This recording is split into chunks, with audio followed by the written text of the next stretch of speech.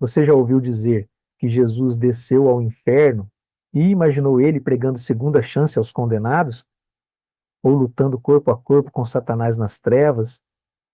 Muitos vídeos por aí vendem essa ideia, mas será que é isso mesmo que a Bíblia ensina?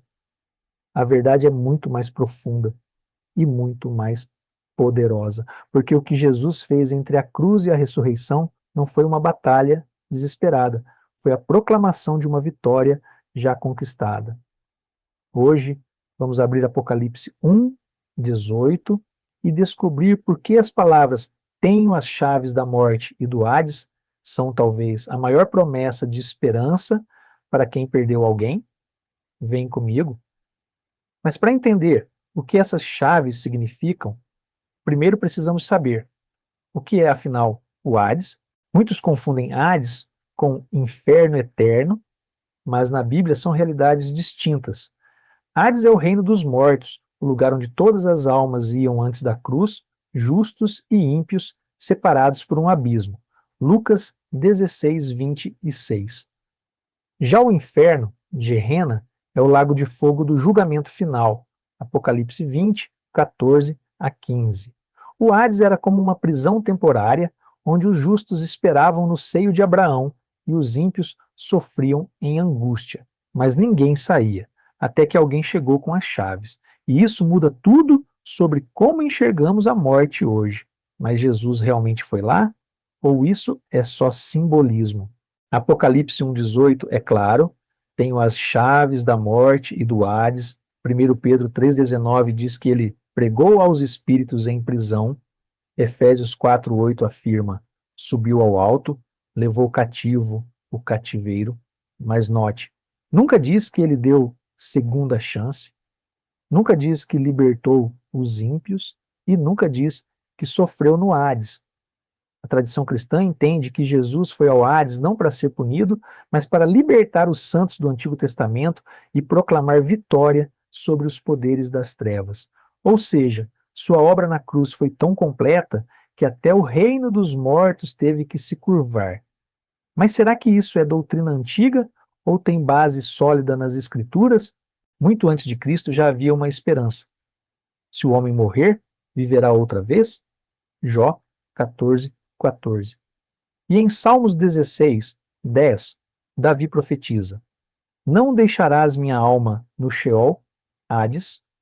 Atos 2, 27 mostra que isso se cumpriu em Jesus. Mas também aponta para algo maior. Deus não abandona seus fiéis na morte. Quando Jesus ressuscitou, ele não só voltou à vida, esvaziou o Hades da esperança dos justos. Daquele dia em diante, quem morre em Cristo não vai ao Hades. Vai diretamente para estar com ele. Apocalipse 2, 5, 8. E o que isso significa para você hoje, especialmente se você perdeu alguém? Na antiguidade, quem tinha a chave tinha poder absoluto sobre aquilo que estava trancado. Isaías 22, 22 mostra isso. Porei a chave da casa de Davi sobre seu ombro. Quando Jesus diz, tenho as chaves, ele está declarando, ninguém morre fora do meu conhecimento, ninguém fica preso além do tempo que eu permito. A morte não é dona de nada, eu sou. Essas chaves não abrem só túmulos, elas abrem portas de consolo para os vivos. Porque se ele tem as chaves, então sua dor tem um limite e sua perda tem um propósito. Mas será que essa vitória é só espiritual ou ela invade a nossa realidade agora? Durante séculos, os maiores pensadores da fé não viram o Hades como um detalhe, mas como o palco final da vitória de Cristo. São Gregório de Nissa dizia que Jesus desceu não para sofrer, mas para saquear a prisão da morte.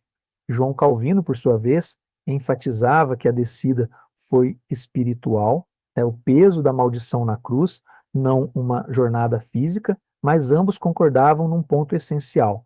Cristo não foi retido pela morte, ele a dominou. E essa não é doutrina de nicho, é o coração do credo dos apóstolos. Desceu à mansão dos mortos. Hoje muitos pulam essa frase, mas os antigos sabiam. Sem as chaves, a ressurreição é só milagre. Com as chaves, é reinado. E se isso é verdade, então a morte nunca mais pode te ameaçar do mesmo jeito. Paulo escreve: a morte foi tragada pela vitória. 1 Coríntios 15, 54. Não será. Foi. No momento em que Jesus ressuscitou, o poder da morte foi quebrado na raiz. O Hades ainda existe, tá? Mas já está condenado.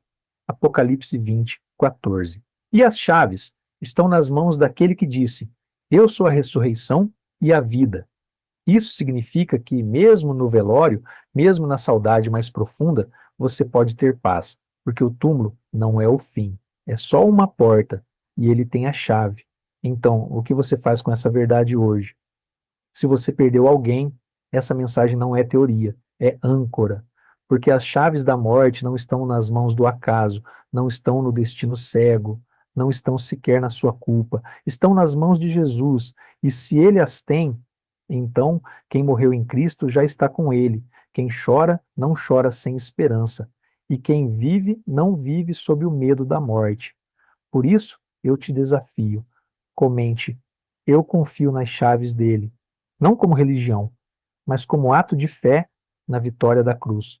Se este vídeo trouxe luz à sua dor, põe-o em inscrever-se e ativa o sininho, porque a verdade não apaga a saudade, mas põe nela uma coroa de esperança. E lembre-se, a última palavra não é da morte, é daquele que tem as chaves.